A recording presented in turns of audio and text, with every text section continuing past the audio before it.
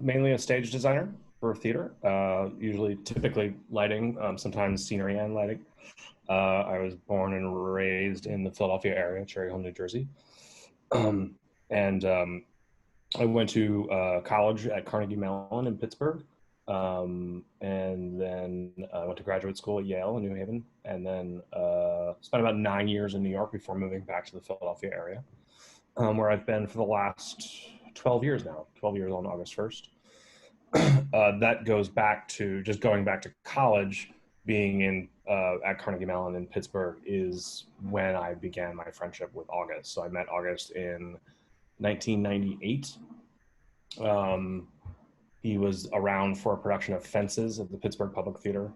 And the reason he was there for that was that the very next year, the Pittsburgh Public Theater was going to do the world premiere of King Hedley II. And amazingly enough, years later, when I was at Yale, Yale also did a world premiere of one of August's plays, Radio Golf, which was his last play. August was still alive at that point.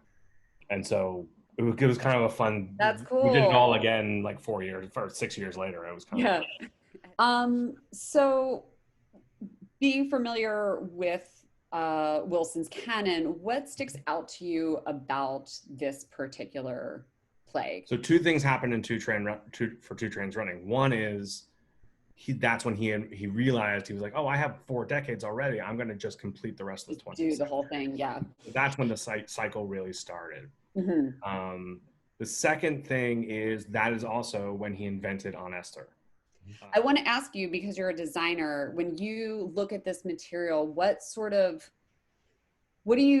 jumps out to you as like exciting fodder for design, and like how do you find your way into a script like this?